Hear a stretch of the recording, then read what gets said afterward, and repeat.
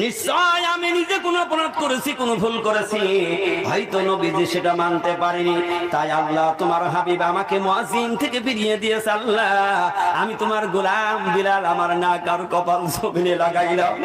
আরে আমার মালিক, কত কষ্ট করেছি, উমাইয়ার কাছে আমি আঘাতের পর আঘাত সহ্য করেছি। আমার মরুভূমির মধ্যে সূর্য তপ্ত রোদের মধ্যে আমার পাথর চাপা দিয়ে রেখেছে, আমার জিহ্বাখানা বের করে পেরেক ঢুকাইয়ে রেখেছে, আমার উটের সঙ্গে বেঁধে রশি দিয়ে মরুভূমির মধ্যে টানা হাসরা করেছে। ও মালিক, তবু তো আমি তোমাকে ভুলি নাই, তোমার থেকে আমি এক জাররা পরিমাণ সরে যাই নাই। নবীজির কথা মতো ধৈর্য ধরেছি, কষ্ট করেছি। আয় আল্লাহ, আমার কোন ভুলের কারণে তোমার পয়গম্বর বিশ্ব নবীর পিছনের মুয়াজ্জিন থেকে আজকে আমি মাহরুম হয়ে গেলাম? আমার নাক আর কপাল জমিনের মধ্যে লাগাইলাম, যদি কিয়ামত হয়ে যায় তবু বিলালের হায়াত যদি থাকে নাক আর কপাল উঠাবে না। সিদ্দিক বাইরে এসে জিজ্ঞেস করলেন, তুমি কে? ডাক দিয়ে বলেন, আমি বিলাল, আমার বাড়ি আফ্রিকায়, আমি আসছি নবীর সঙ্গে একটু দেখা করবো। ফিরে গিয়ে বললেন, ইয়া রাসূলুল্লাহ, ওর নাম হলো বিলাল, সে আপনার সাথে দেখা করতে চায়। আল্লাহ রাসূল বললেন, যাও তাড়াতাড়ি তারে ধরে আনো। বিলাল যখন নবীজির সামনে গেলেন, মাথাটা নিচু করে রইলেন, নবীজির মুখের চেহারার দিকে তাকাই না। সুবহানাল্লাহ জোরে বলেন। কারণ বিলালের সামনের দাঁতগুলি এরকমের উঁচু ছিল, জীবনে কোনোদিন ঠোঁট দিয়ে আটকাইতে পারতো না, দাঁতগুলি উঁচু ছিল। মাথার চুলগুলা দেখলে মনে হতো যেন মাথার উপরে তাল গাছ খাড়া। আল্লাহু আকবার বলেন। চেহারাটা কালো কুৎসিত। বিলাল ডাক দিয়ে বলেন, ইয়া রাসূলুল্লাহ, হাবিবাল্লাহ, আমি বিলাল হইলাম আফ্রিকার মানুষ, আর এই দেশের উমাইয়ার কিনা গোলাম। আল্লাহু আকবার। ধৈর্যটা হলো খুব বড় একটা নিয়ামত। ধৈর্য আমরা সবাই ধরতে পারি। সাহাবায়ে কেরামের জিন্দেগিটা কি ছিল? তাদের ধৈর্য ছিল কেমন? কারণ তাদের উপরে রুলার চালানো হয়েছে, তারপরেও তারা ঈমানকে ছেড়ে দেয় নাই। এর নাম হলো ধৈর্য ধরা। যেমন একটা কথা শুনি, হযরতে বিলাল রাদিয়াল্লাহু তাআলা আনহু, সেও হযরতে সাদ মতো একটা কালো মানুষ ছিল। তার বাড়ি ছিল আফ্রিকায়। কোথায় বাড়ি? বাড়ি কোথায়? আফ্রিকায়। গোলাম জাদা গোলাম, মানে বাবাও গোলাম, বিলালও গোলাম, মানে বিক্রিত গোলাম। এরা বাজারে দাঁড়াতো আর বাজার থেকে মানুষ কিনে নিয়ে যেত। কারণ ওই যে কিনে নিয়ে যাবে আর তার টাকা পয়সা কিছু দেবে না, একটু খাইতে দেবে আর তার দিয়ে খাটাবে। এই গোলাম জাদা গোলাম ছিল হযরতে বিলাল রাদিয়াল্লাহু তাআলা আনহু। তো বিলালের ঈমানের চিত্রটা দেখুন, কত বড় তার ঈমান ছিল, তার মধ্যে কতটা হক ছিল, কতটা ধৈর্য ছিল, আর তার আমলটা কত বড় কঠিন ছিল। আমি এই কথাটুকু বলেই শেষ করব, আপনারা কষ্ট পাবেন না তো? হযরতে বিলাল রাদিয়াল্লাহু তাআলা আনহু উমাইয়ার কিনা গোলাম, উমাইয়ার বাড়ি থাকে, উমাইয়ার গোলামি করে। কিন্তু গোটা মরুভূমি মক্কা মদিনা সবাই শুনেছে যে এই জামানায় একজন আলামিন সত্যবাদী এসেছে, যার নাম হলো মুহাম্মদ সাল্লাল্লাহু আলাইহি ওয়াসাল্লাম। সবাই শুনেছে, কিন্তু কেউ মানে আর কেউ মানে না। এখন ওই জামানায় আছে না নাই? কথা বলেন। এখনো কেউ নবীকে মানে, কেউ মানে না। আবার নবীর বিরুদ্ধেও কত মানুষ স্লোগান দেয়, আবার সেও দাবি করে আমিও ঈমানদার। ঠিক না বেঠিক? স্লোগানটা কেমন দেয় সময় পাইলে বলবো, নইলে আর একদিন শোনাবো। হযরতে বিলাল রাদিয়াল্লাহু তাআলা আনহু শুনেছে যে এই জামানায় একজন সত্যবাদী, তার নাম হলো মুহাম্মদ সাল্লাল্লাহু আলাইহি ওয়াসাল্লাম। চিন্তা করলেন, এই সত্যবাদীর সান্নিধ্যে আমি একদিন একটু যাব, দেখি কেমন সত্যবাদী। বিলাল রাদিয়াল্লাহু তাআলা আনহু প্রথম দিন আসলেন, কারণ তিনি আসবেন তো চুরি করে। কারণ উমাইয়া যদি টের পায় তাহলে বড় মজা আছে। কি আছে? মজা আছে। কারণ এই জন্য মজা বললাম, দেখবেন কোন সন্তান যদি একটু বেহাপানা হয়, সে যদি একটু অন্যায় করে, বাবা অথবা মা তার ধরে বলে, আয় তোরে পিটাবো, দেখবি কেমন মজা হয়। আচ্ছা, পিটাবে আবার মজা হবে? কথা বলেন না কেন? মানে ওই পিটানোটা ভয়াবহ তো বুঝাবার জন্যই বলছে, তোরে পিটাবো, দেখবি কেমন মজা। আচ্ছা বলুন, পিটাইলে মজা হবে? কি বলে, কে বলে না? উমাইয়ার কিনা গোলাম হযরতে বিলাল রাদিয়াল্লাহু তাআলা আনহু একদিন চলে আসলেন, নবীজির হুজরার পাশে এসে শুধু একটু ঘোরাঘুরি করছে। কিন্তু অন্তরে সাহস হয় না, নিজেকে বড় ছোট মনে করে, নিজেকে এত ছোট মনে করে আমার মতো বিলাল। কারণ আমার চেহারা তো মদিনার মানুষের সাথে কোনো মিল হবে না, কারণ আরব ভূমির মানুষের চেহারাটা পাকা আমের মতো। সুবহানাল্লাহ জোরে বলেন। চেহারাও যেমন, লাশও তেমন, দেখতেও তেমন সুন্দর। আর বিলাল হলো এত কালো, আধার রাত্রে যদি বিলাল দাঁড়িয়ে যেত, ওখানে মানুষ আছে না, গোটা আধার বোঝা যেত না। আপনারা বলেন এই মজলিসে অনেক কালো মানুষ আছে, যেই কালো মানুষগুলি জান্নাতে যাবে না। কালো মানুষ একটাও জান্নাতে যাবে না। এই মজলিসে যারা বুড়ারা এসেছেন, বুড়া মানুষ একটাও জান্নাতে যাবে না। আপনারা এখন আমারে মারলেও মারতে পারেন, আমি বললাম একটা কালো মানুষও জান্নাতে, কথা বলেন না কেন? আরে বলেন না কেন? একটা কালো মানুষও জান্নাতে যাবে না। এ দাদা হাসছে, বুড়া দাদাও জান্নাতে যাবে না। পরবর্তীতে লাস্টে বলে দেব। বিলাল মনে করলেন আমার মতো কালো মানুষ, এত কুৎসিত কালো মানুষ দাদা চিন্তা করছে আমিও তো কালো, জান্নাত পাবো না। বিলাল মনে করলেন যে আমার মতো মানুষ কেমন করে ওর মধ্যে ঢুকি। আবু বকরের চেহারা দেখলে চোখ ফেরানো লাগে না, কিন্তু আড়াল থেকে বিশ্ব নবীর চেহারা এক নজর দেখলেন বিলালের চোখ আর কোনো দিকে যায় না।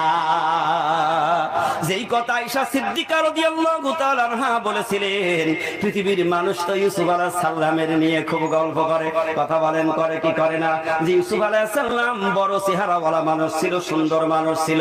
কত সুন্দর ছিল ইউসুফ আলাইহিস সালাম।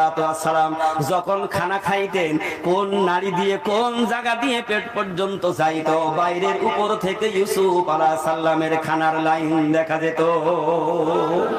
এত স্বচ্ছ ছিল চেহারা যে রক্ত কিভাবে যেত, খানা খাইতেন বাইরে থেকে দেখা যেত। ইউসুফ আলাইহিস সালামের জন্য ওই জামানার মহিলারা তার চেহারার চোখ থেকে সরে না, তরকারি কুটতে গিয়ে হাতের আঙ্গুল কেটে ফেলেছে। আল্লাহু আকবার বলেন। ইউসুফের চেহারা দেখে চোখ ভরে না, তরকারি কুটতে গিয়ে হাতের আঙ্গুল কেটেছে। মা আয়েশা জননী সিদ্দিকা রাদিয়াল্লাহু তাআলা আনহা বলেন, ওই জামানার মহিলারা যদি আমার নবী, বিশ্ব নবী মুহাম্মদুর রাসূলুল্লাহ সাল্লাল্লাহু আলাইহি ওয়াসাল্লামের চেহারা মুবারক দেখতো, আল্লাহু আকবার বলেন, আমার নবীর চেহারা যদি দেখতো, আঙ্গুল কাটতে কাটতে কাটতে কাটতে ওই জামানার মহিলারা কখন কলিজা কেটে ফেলতো, কিন্তু বিশ্ব নবীর চেহারা তাদের চোখে লেগে যেত, কলিজা কাটতো কিন্তু ব্যথা অনুভব করতো না। হযরতে বিলাল নবীজির চেহারা দেখে আর বাইরে ঘোরাঘুরি করে, নিজেকে অনেক ছোট মনে করে, আমি যাব কি যাব না, যাইতে পারবো কি পারবো না, বা আমার সাথে কথা বলবে কিনা, আমি ওখানে ঢুকতে পারবো কিনা, বাইরে ঘোরাঘুরি করে। আবু বকর সিদ্দিক রাদিয়াল্লাহু তাআলা আনহু বলেন, ইয়া রাসূলুল্লাহ হাবিবাল্লাহ, বাইরে একটা মানুষ এসেছে, সে শুধু ঘোরাঘুরি করে, বলে দেখো তো কে। এবার হযরতে আবু বকর সিদ্দিক বাইরে এসে জিজ্ঞেস করলেন, তুমি কে? ডাক দিয়ে বলেন, আমি বিলাল, আমার বাড়ি আফ্রিকায়, আমি আসছি নবীর সঙ্গে একটু দেখা করব। ফিরে গিয়ে বললেন, ইয়া রাসূলুল্লাহ, ওর নাম হলো বিলাল, সে আপনার সাথে দেখা করতে চায়। আল্লাহ রাসূল বললেন, যাও তাড়াতাড়ি তারে ধরে আনো। বিলাল যখন নবীজির সামনে গেলেন, মাথাটা নিচু করে রইলেন, নবীজির মুখের চেহারার দিকে তাকাই না। সুবহানাল্লাহ জোরে বলেন। কারণ বিলালের সামনের দাঁতগুলি এরকমের উঁচু ছিল, জীবনে কোনোদিন ঠোঁট দিয়ে আটকাইতে পারতো না, দাঁতগুলি উঁচু ছিল। মাথার চুলগুলা দেখলে মনে হতো যেন মাথার উপরে তাল গাছ খাড়া। আল্লাহু আকবার বলেন। চেহারাটা কালো কুৎসিত। বিলাল ডাক দিয়ে বলেন, ইয়া রাসূলুল্লাহ হাবিবাল্লাহ, আমি বিলাল হইলাম আফ্রিকার মানুষ, আর এই দেশের উমাইয়ার কিনা গোলাম। আল্লাহু আকবার বলেন। ইয়া রাসূলুল্লাহ, আমি যে আপনার কাছে আসছি, আপনি আমার ঈমানে কালেমা পড়াই দেন। জোরে বলুন সুবহানাল্লাহ। আল্লাহর নবী, বিশ্ব নবী জনাবে মুহাম্মদুর রাসূলুল্লাহ সাল্লাল্লাহু আলাইহি ওয়াসাল্লাম বলে, বিলাল তুমি আমার জবানের সাথে তেলাওয়াত করো। বিলাল তেলাওয়াত করেছে, নবীজি তেলাওয়াত করেছে, আশহাদু আল্লা ইলাহা ইল্লাল্লাহু ওয়াহদাহু লা শারীকা লাহু ওয়া আশহাদু আন্না মুহাম্মাদান আবদুহু ওয়া রাসূলুহু। সুবহানাল্লাহ। জোরে বলেন। বিলাল রাদিয়াল্লাহু তাআলা আনহু কালেমা তেলাওয়াত করলেন। আল্লাহর হাবিব বললেন, বিলাল তুমি এখন ঈমান এনেছো, এই ঈমানকে মজবুত রাখতে হলে তোমার আমলে সালেহ করতে হবে, আর তোমার মধ্যে হক প্রতিষ্ঠা করতে হবে। ও বিলাল তুমি যে অবস্থায় থাকো না কেন, তোমার চতুর্থ নম্বরের সবক হইল সবরি, তোমাকে ধৈর্য ধারণ করা লাগবে। নবীজি শর্ত বলে দিলেন কয়টা? ও বিলাল তুমি যে ঈমান আনলে, তোমার ঈমানকে পরে আনার কাজ হবে তোমার আমল করতে হবে, আমলে সালেহ করা লাগবে। কিন্তু বিলাল রাদিয়াল্লাহু তাআলা আনহু যখন কালেমা পড়ে ইসলাম কবুল করলেন, তখনও নামাজ ফরজ হয় না। আল্লাহু আকবার বলেন। তখনও নামাজ আসে না, আল্লাহ রাসূলের মিরাজ হয় না। নবীজি বললেন, বিলাল রে তুমি একটা আমল করবে। বলে, কি আমল করব ইয়া রাসূলুল্লাহ? আল্লাহর হাবিব বললেন, বিলাল তুমি যে কালেমা গ্রহণ করেছো, সর্বক্ষণ সর্বাবস্থায় এই কালেমার জিকির করবা। আর বিলাল তোমার মধ্যে হক প্রতিষ্ঠা করতে হবে। বিলাল তোমার শখের শর্ত হলো কখনো না যেন তোমার জিহ্বার মধ্যে কোনো নাপাক কোনো খাবার না ঢোকে। আল্লাহু আকবার বলেন। কেন? হযরত মাওলানা সুফি মুফতি আযম গাছী রাহমাতুল্লাহ আলাইহি বললেন, নামাজ আদায় করবা, কোরআন তেলাওয়াত করবা। তৃতীয় নম্বরের শর্ত হলো হালাল রুজি খাবা, কখনো হারামের সংস্পর্শে যাইতে পারবা না। এটা তো আমার মুর্শিদের কথা নয়, এই কথা হলো আমার মালিক আল্লাহ তাআলার কথা। একটু গবেষণা করো, ভাবো। আল্লাহ রাসূল বললেন, বিলাল খবরদার তোমার জিহ্বায় যেন কোনো নাপাক হারাম খাবার না পড়ে রে বিলাল। কারণ তুমি যেই জবান দিয়ে আল্লাহর নাম উচ্চারণ করবা, যেই জবান দিয়ে আল্লাহর জিকির করবা, এই জবানটা যদি নাপাক হয়, তোমার আমলের চাইতে গুনার পাল্লা বেশি ভারী হবে। আর আল্লাহ তোমাকে না পছন্দ করবে, তোমাকে পছন্দ করবে না। কারণ মালিক আল্লাহ তাআলা বান্দার কত সুন্দর করে সৃষ্টি করেছে। মার গর্ভের মধ্যে আমি আপনি যখন ছিলাম, নাপাক রক্তের মধ্যে হাবুডুবু খেয়েছিলাম। কথা ঠিক না বেঠিক? একটু ভাবুন, চিন্তা গবেষণা করুন। প্রত্যেকটা সন্তান নারী আর পুরুষ মার গর্ভের মধ্যে ওই নাপাক রক্তের মধ্যে ডুবে থাকে। কিন্তু মালিক আল্লাহ তাআলা ওখানেও তো বান্দার খাবারের ব্যবস্থা করে দিয়েছে। কারণ প্রত্যেকটা সৃষ্টি জীবের উপরে খাবার লাগে কি লাগে না? আল্লাহ তাআলা চিন্তা করলেন, আমার বান্দা এমন একটা ফ্যাক্টরির মধ্যে আমি তার তৈরি করব, এখানেও খাবারের ব্যবস্থা করা লাগবে। আল্লাহ তাআলা চিন্তা গবেষণা করলেন, আল্লাহর চাইতে বড় মহৎ বড় জ্ঞানওয়ালা আর পৃথিবীতে কেউ নাই। আল্লাহ হইল সবচেয়ে মহান। আল্লাহ তাআলা চিন্তা করলেন, আমার ওই বান্দার তো খাবারের দরকার হবে, ওখানে তো কোনো বাইরের থেকে খাবার পাঠানো যাবে না। একটু চিন্তা করেন, কোন জায়গায় আমি আপনি ছিলাম? আমার আপনার এত বাহাদুরি, এত তাকব্বুরি, এত অহংকারী বড়া। একটু ভাবুন, কোন জায়গায় আমি আপনি ছিলাম? নাপাক পানির মধ্যে ডুবেছিলাম। কিন্তু আল্লাহ তাআলা কত ভালোবাসা দয়ার মালিক, তিনি যে রহমান নাম, এই নামটা জীবনে গবেষণা করি নাই। আল্লাহ বলছে, আমি শুধু রহমানই নাই, আমি রহিমও। আমি শুধু রহমান রহিম নয়, আমি গফুরুর রহিম। সুবহানাল্লাহ জোরে বলেন। আল্লাহ তাআলা চিন্তা করলেন, আমার বান্দার কিছু খাবারের প্রয়োজন হবে, ওই খাবার তো বাইরে থেকে কোনো দেওয়া যাবে না, ওখান থেকে খাবার পরিবেশন করা লাগবে। আল্লাহ তাআলা কি করলেন? মার ওই যে মাসিক নামক অসুখটাকে বন্ধ করে দিলেন। সুবহানাল্লাহ জোরে বলেন। কারণ মার গর্ভে যখন সন্তান এসে যায়, তখন মার ওই ছুটি বন্ধ হয়ে যায়। যারা জ্ঞানী মানুষ সরে বুঝে নেবেন, ওটা বন্ধ করে দিয়ে মার ওই মাসিকের নাড়িটা ওখান থেকে ঘুরিয়ে সন্তানের পেটের নারীর সাথে আল্লাহ তাআলা বাঁধে দেয়। সুবহানাল্লাহ জোরে বলেন। আল্লাহ তাআলা ওখানে সেট করে বেঁধে দিয়ে মার ওই রক্তকে বন্ধ করে দিয়ে ওই খাবারটা আল্লাহ তাআলা পেট দিয়ে শরীরের মধ্যে ঢুকায়। আল্লাহ ইচ্ছা করলে হাতের মধ্যেও দিতে পারতেন, ওই নাড়িটা মুখের মধ্যে ঢুকাই দিতে পারতেন। কি পারতেন? কি পারতেন না? কারণ সন্তান, ছোট্ট সন্তান পৃথিবীতে এসে সে তো চুষে চুষে খায়, ওখানেও খাইতে পারতেন। কেন আল্লাহ এই ব্যবস্থা করলেন? কারণ এই জন্য আল্লাহ তাআলা পছন্দ করেছেন। আল্লাহ তাআলা ওই জিনিসটা করে না, হাই মদটাকে প্যাকেট করে রেখেছিলেন, এই জন্য প্যাকেট করেছিলেন। বান্দা দুনিয়ায় যাবে, যাওয়ার পর আমি মালিক আল্লাহর গুণগান করবে, আমি মালিক আল্লাহ তাআলার প্রশংসা করবে, আমার হামদ সানা তেলাওয়াত করবে, আমার নামের জিকির করবে।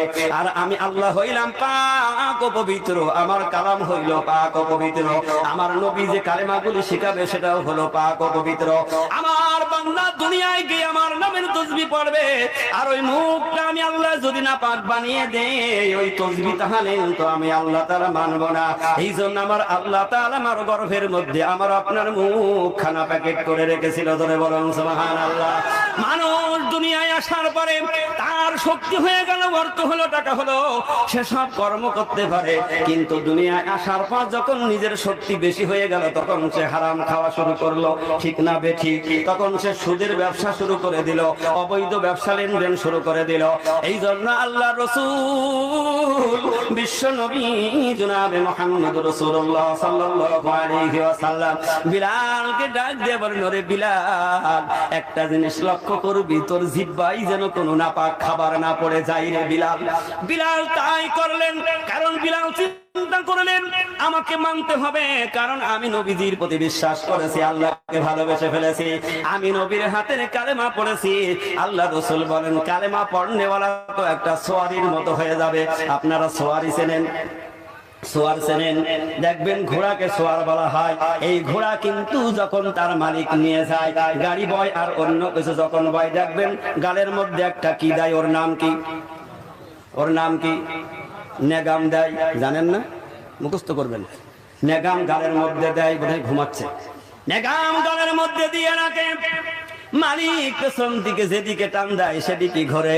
একটিবারও বলে না যে তুমি টানছো আমি ঘুরতে পারবো না। কালেমা পড়নেওয়ালা মুসলমান নেগাম গালে দিল, এখন মালিক যেদিকে ঘোরাবে সেদিকে ঘুরতে হবে। যদি ঘুরতে পারে তাহলে ওই ব্যক্তি ইন্নাল ইনসানা লাফি খুসরি, ওই খসারা, ওই জাহান্নাম থেকে মুক্তি পাবে। জোরে বলুন সুবহানাল্লাহ। নবীজি বললেন বিলাল, বন্ধ করে দেবো? নবীজি বললেন বিলাল, ও বিলাল, বেশি বেশি করে কালেমার তাসবিহ পাঠ করবা। ও বিলাল, তুমি জানো না আমি নবী জানি, আজকে কোন আল্লাহর বান্দা যদি তার জবান দিয়ে একবার কালেমা শাহাদাত পাঠ করে, তাহলে আমি আল্লাহ তাআলা আমাকে শুনিয়ে দিয়েছে 80 বছর কুফরি গুনাহ করেছে, এই কুফরি গুনাহ করে জীবন বরবাদ করে ফেলেছে। একবার যদি কালেমা শাহাদাত পাঠ করে 80 বছরের কুফরি গুনাহ আমার আল্লাহ তাআলা মাফ করে দেয়। জোরে বলুন। হযরত বিলাল তাই করে। বিলালের মধ্যে ধৈর্য শতভাগ। বিলাল জিকির করে, সারা রাত জিকির করে, কিন্তু এই আওয়াজ পৌঁছে গেছে উমাইয়া পর্যন্ত। এবার উমাইয়া টের পেয়েছে যে বিলাল রাসূলের কাছে গিয়ে কালেমা পড়েছে। উমাইয়া টের পেলেন, এসে বলল, বিলাল, তুমি নাকি নবীজির কাছে গিয়ে কালেমা গ্রহণ করেছো? বিলাল বললেন, হ্যাঁ। সুবহানাল্লাহ জোরে বলেন। একটু অন্তরের মধ্যে ভয় নেই, ডর নেই, সাথে সাথে বললেন হ্যাঁ। কেন বললেন? কারণ যার মধ্যে ঈমান থাকবে, ঈমানদার কখনো পৃথিবীর কোনো কারোর কাছে মাথা নত করবে না, কখনো সে ভয় পাবে না, তার মধ্যে কোনো চিন্তা ফিকির থাকবে না।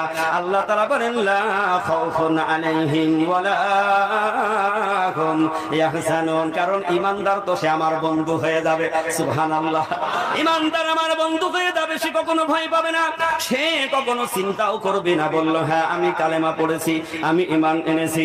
উমাইয়া ডাক দিয়ে বলে, বিলাল, এতদিন তো তুমি ভালো ছিল, কিন্তু তুমি যে কথা বললে এখন তুমি বুঝতে পারবে, কিন্তু তুমি কালেমা ছেড়ে দাও, যদি না ছাড়ো তাহলে তোমার অনেক মুসিবত সামনে আছে। এবার বিলাল চিন্তা করলেন, আমি এখন হক প্রতিষ্ঠা করব, যা হয় তা হবে, এখন যদি আমার মৃত্যু হয়ে যায় তাও হবে। মনের মধ্যে ধৈর্যটা শতভাগ নিয়ে নিলেন। সুবহানাল্লাহ। পরের দিন উমাইয়া এসে ডাক দিয়ে বলে, বিলাল, ও বিলাল, তুমি কালেমা ছাড়লা না, তোমার থাকার একটা ঘর দিয়েছিলাম, আজকে ঘরটাও ছিনিয়ে নিলাম, এখন তোমার থাকার ব্যবস্থা হবে, ওই গোয়াল ঘরে তুমি থাকবে। উমাইয়া ডাক দিয়ে বলে, রে বিলাল, তুমি এখন ওই ছাগল গরু যেই ঘরে থাকে ওই ঘরে থাকতে হবে, ঘরে তুমি থাকতে পারবে না। বিলাল তাই মেনে নিলেন, ধৈর্য সবর করলেন যে আমি সেখানেই থাকবো, কিন্তু আমি ঈমান এনেছি, কালেমা ছাড়বো না। আল্লাহু আকবার বলেন। আমরা কিন্তু ঈমানদার, একটু হেসা বেসা হলেই সেদিকে আর নাই। এরকম মানুষ আছে না নাই? আছে না নাই? একটু সামান্য ডিসপ্লেজ হয়ে গেছে, সেদিন আর নামাজে যায় না, তাহলে কেমন ঈমানদার? একটু শরীরের একটু অসুবিধা হয়েছে, সেদিন আর রোজা নাই, কেমন ঈমানদার? একটু পানি পড়েছে, মেঘ করেছে, ওর সিকুল মজলিসে নাই, কেমন ঈমানদারের মানুষ আছে না নাই? আছে না নাই? ও আমার আব্বারে ভাইরা, শরীরটা একটু অসুস্থ বোধ করেছে, মসজিদে নামাজের জামাতে না হয়, দেখবেন বাড়ির কাছের মানুষ মসজিদের দিকে যাইতে চাই না, ঘরে নামাজ পড়ে। কিন্তু একটা জিনিস শুনে রাখো রে মুসলমান, আল্লাহর হাবিব বিশ্ব নবীর কাছে একজন সাহাবী আসলেন, সে অন্ধ, একটা চোখ নেই। এ মানুষ সুদালিয়া তো দেখিনে, সব ভালো চোখওয়ালা মানুষ। একটা অন্ধ মানুষ এসে ডাক দিলেন, ইয়া রাসূলুল্লাহ, হাবিবাল্লাহ, আমি অন্ধ, আমাকে মসজিদে জামাতে আসতে বড় কষ্ট হয়, আমাকে কি কোনো ছাড় দেওয়া যাবে নাকি? নবীজি কোনো কথা বলেন না। অন্ধ আবার বলি, ইয়া রাসূলুল্লাহ, আমার ঘর থেকে আসতে বড় কষ্ট হয়, আমি অন্ধ। নবীজি ডাক দিয়ে বলেন, ও আল্লাহর বান্দা, তুমি কি আযান শুনতে পাও? সুবহানাল্লাহ বলেন, তুমি কি আযান শুনতে পাও? সাহাবী বলেন, ইয়া রাসূলুল্লাহ, আমি আযান তো শুনতে পাই। নবীজি বললেন, তুমি আযান শুনবে, আযানের জবাব দেবে, আর মসজিদে জামাতে এসে নামাজ আদায় করবে। আল্লাহু আকবার। তাহলে নামাজ কোনে পড়বেন একটু চিন্তা ফিকির করেন। উমাইয়া বলেন, বিলাল, তোমাকে গোয়াল ঘরে থাকা লাগবে, তোমার তো ঘর আরো হবে না, খাবারটাও ঠিক মতো পাই না। কিন্তু বিলালের তো মন মানে না, কারণ আল্লাহ রাসূল বলেছেন পাক থাকতে, পবিত্র থাকতে। পবিত্র শুধু খাবারই হবে না, শরীরটাকেও পবিত্র রাখতে হবে, ঠিক না বেঠিক? আপনি খাবারটা পবিত্র রাখলেন কিন্তু পোশাকটা পবিত্র রাখলেন না, হারাম টাকার পোশাক গায়ে দিলেন, কিন্তু এটাও তো আপনার জন্য ক্ষতি করবে, নামাজ হবে না, ঠিক না বেঠিক? কথা বলেন না কেন? ঠিক না বেঠিক? আল্লাহ রাসূলের কাছে বিলাল চলে গেলেন। বিলাল ডাক দিয়ে বলেন, ইয়া রাসূলুল্লাহ, হাবিবাল্লাহ, আমি বিলাল বড় মুসিবতে, বড় কষ্টের মধ্যে আছি, আমার বড় কষ্ট ইয়া রাসূলুল্লাহ। কারণ উমাইয়া টের পেয়ে গেছে আমার উপর এখন নির্যাতন শুরু হবে, আমাকে কি করবে ইয়া রাসূলুল্লাহ আমি তো জানি না। আল্লাহর হাবিব বললেন, বিলাল, ধৈর্যশীলকে আমার মালিক আল্লাহ বেশি পছন্দ করে। সুবহানাল্লাহ। আল্লাহ রাসূল বলে দিলেন যে ধৈর্যশীলকে আমার আল্লাহ বেশি পছন্দ করে। এবার উমাইয়ার কিনা গোলাম বিলাল আর কথা বলে না, বলে, ইয়া রাসূলুল্লাহ, আমি তো ওখানে থাকি, গরু বাছুরের সেই পোশাক পায়খানা, ওর মধ্যে বড় কিছু পড়ে, কিন্তু আমার দেহটা তো নাপাক বানিয়ে দেবে, কারণ ওই নাপাক তো ছুটে এসে আমার গায়ে পড়বে। আল্লাহ রাসূল কি একটা কথা বললেন শুনুন। আল্লাহ রাসূল বললেন, বিলাল, তুমি ওই ছাগলগুলি, গরুগুলি যখন ওই গোয়াল ঘরে ঢোকাবে, ওদের কানের কাছে একটু বলে দিও যে, রে, আমার আল্লাহ রাসূল বলেছে আমি বিলাল তোদের সাথে থাকি, তোরা ঘরে যেন আর নাপাক করবি না। সুবহানাল্লাহ বলবেন না? ইমানদারের মর্যাদাটা কি দেখেন, তোরা যেন ওই ঘরটা নাপাক করবি না। বিলাল রাদিয়াল্লাহু তাআলা আনহু কথা বললেন, ওই দিন থেকে ছাগল, গরু, উট ওই গোয়াল ঘরে আর পেশাব পায়খানা করে না। কিসের বদলতে? ইমানের বদলতে। সুবহানাল্লাহ। ইমানের বদলতে। কারণ তার ইমানটা হলো শতভাগ। নবীজি বলেছে এই কথাটা বলে দিবি, কারণ আল্লাহ রাসূলের এই কথা পশু পাখি বোঝে কি বোঝে না? জোরে বলুন। পয়গম্বরদের কথা সকল সৃষ্টিকুল তারা বোঝে, কিন্তু মানুষ বোঝে না। কারা বোঝে না? হ্যাঁ বলো না সাহেব, ঘুমাচ্ছে মানুষ বোঝে না। কিন্তু উমাইয়া চিন্তা করলো, কিরে, বিলাল তো ঘর পরিষ্কার করে না, আর যারা বাকি লোক ছিল সব উমাইয়ার কাছে বললো, আমরা প্রত্যেকদিন সকালবেলা আমাদের গোয়াল ঘর যার যার শ্রেণী ভাগ আছে আমরা পরিষ্কার করি, আর বিলাল তো সবকিছু করে না, ও ঘরটা তো মনে হয় নোংরা করেছে, কিন্তু কেউ যেয়ে দেখে না। উমাইয়ার কাছে বিচার গেল, উমাইয়া আসলো, এবার বিলালকে বেশি সাজা দেবো, কষ্ট দেবো। এসে বলছে, বিলাল, তুমি নাকি আমার গোয়াল ঘর পরিষ্কার করো না? কয়, আমার ঘরটা তো পরিষ্কার। বলে, বাহানা করা জায়গা পাও না। কথা বলে, কারণ উমাইয়া তো জানে ও তো পরিষ্কার করাই লাগবে, কারণ ওদের খাসলত তো খাবে আর পিছন দিয়ে বের করবে। কথা ঠিক না বেঠিক? কথা বলেন। ও পিছন দিয়ে খালি ওরা বের করে না, মানুষও বের করে। মানুষও ওদের মতো খায় আর ঘুমায় আর বের করে, গোলামি করে না আল্লাহ। ঠিক না বেঠিক? আর ওরা জিকির করে কার? আল্লাহ। উমাইয়া দেখলো সত্যিই তো। উমাইয়া তখন কিছু বলে না, কিন্তু উমাইয়া তো ওই মুজিজা দেখেও তো উমাইয়ার ঈমান আনার কথা ছিল। কথা ঠিক না বেঠিক? কিন্তু হিদায়াত যদি কপালে না থাকে, শত মুজিজা দেখলেও সে হিদায়াতওয়ালা হবে না। ঠিক না বেঠিক? কারণ কারণ রাসূলের কাছে অনেক মুজিজা দেখেছে। আমার আল্লাহ তাআলা বলেন আমার হাবিবের প্রতি আমি কত মুজিজা দিয়েছি। আল্লাহ তাআলা বলেন স্পষ্ট 10,000-এর ঊর্ধ্বে আমি আল্লাহ রাসূলকে মুজিজা দান করেছি। আর আগের পয়গম্বরদের কারোর একটা কারোর দুইটা, সুবহানাল্লাহ জোরে বলেন। এরকমের মুজিজা ছিল, কিন্তু আল্লাহ রাব্বুল আলামিন বিশ্ব নবী আখেরি জামানার পয়গম্বর বিশ্ব নবীর উপরে 10,000-এর ঊর্ধ্বে মুজিজা দান করেছে। সেই আল্লাহর হাবিব বিশ্ব নবী তিনি বলে গেলেন আমার প্রতি আল্লাহ তাআলা যত মুজিজা দিয়েছে একটা মুজিজাও আমি কবরে নিয়ে যাব না, সবগুলি রেখে যাব আমার উম্মতের জন্য। সুবহানাল্লাহ জোরে বলেন। আমার উম্মতেরা তারা তার জিন্দেগিতে নিয়ে কাজে লাগাবে। আল্লাহু আকবার বলেন। তার মধ্যে বিশ্ব নবী বলেন আমার সবচাইতে বড় মুজিজা হলো কোরআনুল কারীম, আল কোরআন। সুবহানাল্লাহ জোরে বলেন। এই মুজিজার কাছে যারা আসবে, এই মুজিজাকে যারা গ্রহণ করবে, ওই মানুষগুলি বিশ্বের সবচাইতে শ্রেষ্ঠ মানুষে পরিণত হয়ে যাবে। আল্লাহকে যারা বেশেছে ভালো, দুঃখ কি আর তাদের থাকতে পারে, দুঃখ কি আর তাদের থাকতে পারে। যারা লইয়াছে মুখে আল কোরআনের বাণী, যারা লইয়াছে মুখে আল কোরআনের বাণী, হতাশা কি আর তাদের থাকতে পারে, দুঃখ কি আর তাদের থাকতে পারে। সামনে বাড়ালো পাজারা আজ নতুন পৃথিবী গড়িতে,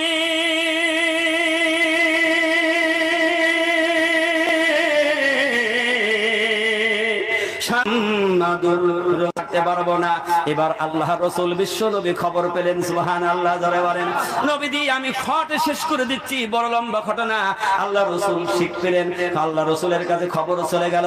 আল্লাহ রাসূল আবু বকরকে ডাক দিয়ে বলে ওই আবু বকর রে, তোরা কি বিলালকে কুরাই করে আনতে পারিস না? সুবহানাল্লাহ জোরে বলেন।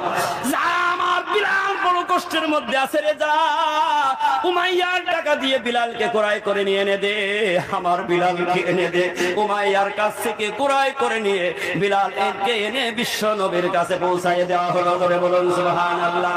আল্লাহর হাবিব বিশ্ব নবী জনাবে মুহাম্মদুর রাসূলুল্লাহ সাল্লাল্লাহু আলাইহি ওয়াসাল্লাম বিলালকে খুব ভালোবাসতেন, কারণ বিলালের ঈমান আর সাধারণের ঈমান কিন্তু এক নয়। ঠিক না বেঠি?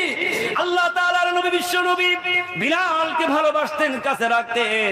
বিলালকে কাছে রাখতে রাখতে একদিন হঠাৎ নবীজির মিরাজ হয়ে গেল। সুবহানাল্লাহ জোরে বলেন। নবীজির মিরাজ হয়ে গেল। নবীজির উপরে আল্লাহ তাআলা ওহী নাযিল করে দিলেন 50 ওয়াক্ত নামাজ। কয় ওয়াক্ত নামাজ? 50 ওয়াক্ত নামাজ। যাই হোক, সেটা কমাতে কমাতে আল্লাহ তাআলা ওখানে সেট করে দিলেন। শেষ 5 ওয়াক্ত নামাজ যখন হয়ে গেল, মুসা আলাইহিস সালাতু ওয়াস সালাম বললেন আপনার উম্মতরা এও সময় পাবে না। কথা বলেন ভুল না সঠিক? মুসা আলাইহিস সালাম বলেছিলেন আপনার উম্মত সময় পাবে না। আচ্ছা বলুন, 5 ওয়াক্ত নামাজ সবাই সময় পায়? কি সময় পায়? সন্ধ্যাবেলা চার দোকানে গল্প করতে গিয়ে মাগরিব শেষ, খেলাধুলা করতে গিয়ে আসর শেষ, দুপুর বেলা গোসল করে খানা খাইতে জহর শেষ, সকালের ফজরের নামাজ ঘুমের মধ্যে তার কুপকাত শেষ। ঠিক না বেঠিক? আর ঈশার সময় তার সিরিয়াল দেখতে দেখতে ঈশা শেষ। আছে না নাই? আছে না নাই? এগুলি করতে তার নামাজ শেষ হয়ে যায়। মুসা আলাইহিস সালাতু ওয়াস সালাম যখন বললেন 5 ওয়াক্ত সময় পাবে না ইয়া রাসূলুল্লাহ, আপনি আরেকটু কমান। সেদিন আল্লাহর হাবিব দয়ার নবী বিশ্ব নবী বলেছিলেন মুসা আমার আল্লাহ দিতে চায় আর তুমি কেন বারবার কমাইতে চাও? সুবহানাল্লাহ। আমার আল্লাহ আমাকে দিচ্ছে আর তুমি কমাইতে চাচ্ছ। নবীজি বললেন মুসা রে, বারবার আমার যাইতে লজ্জা করে, আমি আর যাইতে পারি না। সেদিন আল্লাহ তাআলা জিবরিলকে ডাক দিয়ে বলেন জিবরিল যা, আর সাথে সাথে আমার নবীজির কাছে ওহী নাযিল করে শোনা। আমার হাবিব যদি যদি আবার আসতো আমি আল্লাহ কমাই দিতাম, কিন্তু আমার হাবিব আমার সম্মানের খাতিরে লজ্জা করেছে, সে যে আসে নাই তার জন্য আমি তার সারপ্রাইজ দিলাম। সুবহানাল্লাহ জোরে বলেন। আমি প্রাইজ তার বাড়াই দিলাম। আমার নবীর উম্মতের তারা এক ওয়াক্ত নামাজ আদায় করবে, আর এক ওয়াক্ত নামাজের বিনিময় আমি আল্লাহ তাআলা 10 ওয়াক্ত নামাজের নেকি তাদের আমলনামায় দিয়ে দেব। তাহলে যারা 5 ওয়াক্ত নামাজ আদায় করে এখনো তারা 50 ওয়াক্ত প্রতিদিন পড়ে, ঠিক না বে ঠিক? আল্লাহ রাসূল সাল্লাল্লাহু আলাইহি সাল্লাম নামাজ নিয়ে আসলেন, আর বিলালকে বললেন, বিলাল নামাজের জন্য তো ডাকতে হবে, কারণ জামাত যখন হবে তখন সবাইকে ডাকা লাগবে। কে ডাকবে, কখন ডাকবে, কে ডাকবে, এই চিন্তা নবীজির মাথার মধ্যে একটু হয়েছে। নবীজির জবান দিয়ে কোনো কথা বলতে হতো না, মনের মধ্যে যদি একটু আঁকিয়ে যেত, সঙ্গে সঙ্গে আমার মালিক আল্লাহ তাআলা জিবরিলকে পাঠিয়ে দিত। সুবহানাল্লাহ জোরে বলেন। কেমন জিবরিল আসতো একটু ভালো করে শোনো রে মুসলমান। অন্যান্য পয়গম্বরের কাছে 100 বার, 300 বার, 500 বার এসেছে জিবরিল, আর আমার হাবিব বিশ্ব নবী জনাবে মুহাম্মদুর রাসূলুল্লাহ সাল্লাল্লাহু আলাইহি ওয়াসাল্লামের কাছে 40,000 বারের ঊর্ধ্বে নবীজি এসেছে 23 বছরের মধ্যে। কত হাজার? 40,000 বারের ঊর্ধ্বে জিবরিল বিশ্ব নবীর কাছে আগমন করেছে। সুবহানাল্লাহ, আস্তে বলেন। আল্লাহ তাআলা জিবরিল বলেন, ইয়া রাসূলুল্লাহ, হাবিবাল্লাহ, নামাজের জন্য ডাক দেবে আমার মালিক আল্লাহ বলেছে বিলালকে অনুমতি দিয়ে দেন। কার অনুমতিতে বিলাল আজান দিত? কথা বলেন না কেন? হুকুম কার? আল্লাহর পক্ষ থেকে অর্ডার হয়ে গেছে, আপনার বিলালকে আজান দেওয়ার অনুমতি দেন। বিলাল আজান দিত মসজিদে। সেই বিলাল, ইমানের কত দাম দেখেন। বিলাল মসজিদে আজান দিত। হঠাৎ একদিন যখন মসজিদে নববী সংস্কার হচ্ছে, সবকিছু পরিবর্তন হচ্ছে, ওই খাজুর গাছের খুঁটি সরানো হচ্ছে, নতুন মেম্বার তৈরি হচ্ছে, আল্লাহ রসুল মসজিদের ইমাম, মদিনার মানুষ সবাই কি বলল যে এত সুন্দর ইমামের পেছনে এই কালো কুচ্ছিত বিলাল আজান দেবে, এটা শোভা পায় না। এরম আছে না নাই? কি বলেন, আছে না নাই? দেখবেন যদি মসজিদের মুয়াজ্জিন ইমাম যদি দেখতে একটু খারাপ হয়, চিন্তা করে দূর এই পেছনে নামাজ পড়বো, কিন্তু তার ভিতরের ইমানটা মজবুত। কথা বলেন।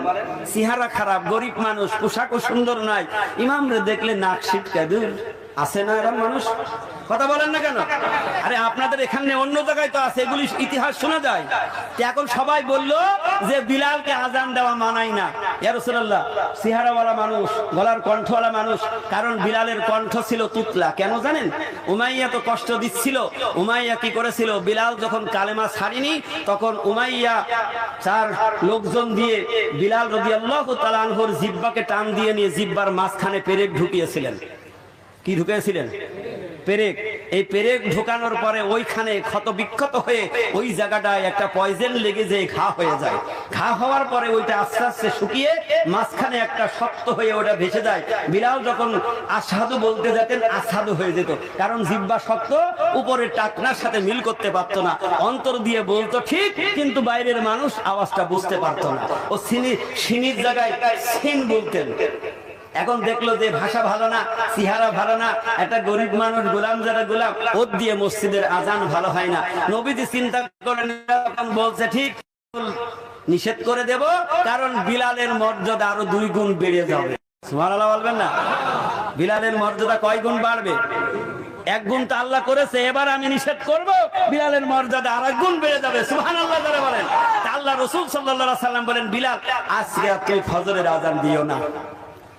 ইমানদার কি সহ্য করতে পারে? কথা বলুন। যে নবীজির পিছনে আজান দেয়, সে যদি মুয়াজ্জিন থেকে চলে যায়, তার কলিজা ফেটে যাবে না? কথা বলেন না কেন? বিলাল ঘরে গিয়ে কান্নাকাটি শুরু দিলেন, নিজেকে নিজে ইস্তেগফার করতে রইলেন। জিজ্ঞেস করে না, ইয়া রাসূলুল্লাহ, আমি কেন আজান দেব না, বা আমাকে কেন তাড়িয়ে দেওয়া হচ্ছে? কোনো প্রশ্ন নাই, কোনো জিজ্ঞাসা নাই। আমাদের যদি কেউ একটু বলে, হুজুর আজকে আর আপনি বক্তৃতা দিয়েন না, তাহলে বলবে কেন, কি হলো? হ্যাঁ আমি পারবো না কেন, এরকম করি কি করি না? কথা বলেন। কিন্তু সে ধৈর্য নেই। বিলাল কোনো প্রশ্ন নাই, রাসূলকে কিছু জিজ্ঞাসা না করে নিজেকে ছোট মনে করে নিজের সেই ভাঙা হুজুর তো তার সেই হুজরার মধ্যে গিয়ে তিনি সিজদায় পড়ে কাঁদতেছে। কার কাছে? বিলাল ডাক দিলেন, মালিক নিশ্চয় আমি নিজে কোনো অপরাধ করেছি, কোনো ভুল করেছি, হয়তো নবীজি সেটা মানতে পারেনি।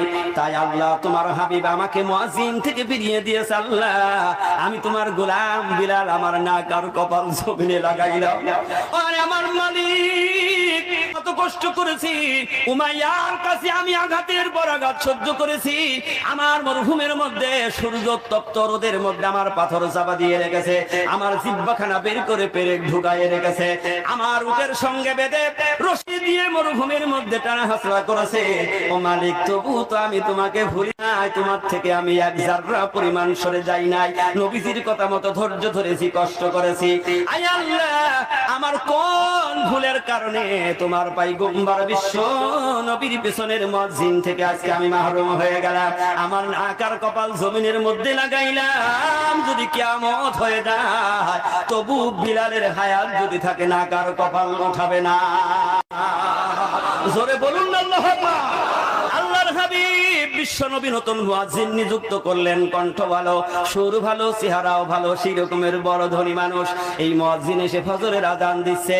হাদিসের মধ্যে আসছে মুয়াজ্জিন যতবার আযান দেয় তত যেন রাত আরো ভারী হয়ে যায়, আধার নেমে আসে। সুবহানাল্লাহ জোরে বলেন। কয়েকবার ইতিহাস সাক্ষী দেয়, কয়েকবার আযান হয়ে গেল, সুবহে সাদিক আসে না। আল্লাহ রাব্বুল আলামিন জিবরিলকে ডাক দিয়ে বলে, জিবরিল রে যা যা আমার হাবিবকে তাড়াতাড়ি হুকুম দে, আজকে মসজিদে কেন আযান দেয় না? আল্লাহু আকবার বলেন।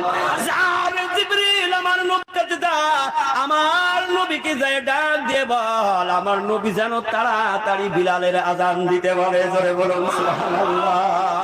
জিবরিল এসে ডাক দিয়ে বলে, ইয়া রাসূলুল্লাহ হাবিবাল্লাহ আপনার মসজিদের আযান আজকে বন্ধ কেন? আল্লাহ রাসূল বলেন, কই না তো। হাদিসের মধ্যে দু রকমের আছে যে 2-3 দিনও বিলাল পরে আছে, কিন্তু নতুন মুয়াজ্জিন আযান দিচ্ছে, নবীজি ইমামতি করছে। কিন্তু আল্লাহ রাব্বুল আলামিন ডাক দিয়ে বলে, বিলাল কেন আযান দেয় না? নবীজির কাছে খবর দিয়ে দে। আল্লাহ রাসূল বুঝতে পারলেন যে বিলালের আযান কোনো আযান আল্লাহর দরবারে পৌঁছায় না। এই জন্য চেহারা দিয়ে মাপা যাবে না, গলার কণ্ঠ দিয়ে মাপা যাবে না, তুমি কত বড় বংশের ছেলে তোমাকে মাপা যাবে না, তোমার শক্তি কত বড় এটা দিয়ে তোমাকে মাপা যাবে না। আল্লাহর কাছে সব চাইতে বড় ওই ব্যক্তি, যেই ব্যক্তির ঈমান হবে শতভাগ, যেই ব্যক্তির আমলে চলে থাকবে, যেই ব্যক্তির মধ্যে হক প্রতিষ্ঠা থাকবে, যেই ব্যক্তি সর্বাবস্থায় সর্বকালে আল্লাহ তাআলা তাকে যে অবস্থায় রাখে সে শতভাগ করবে। আমার মালিক আল্লাহ তাআলা বলেন ওই ব্যক্তি সব চাইতে আল্লাহর কাছে বেশি দামি।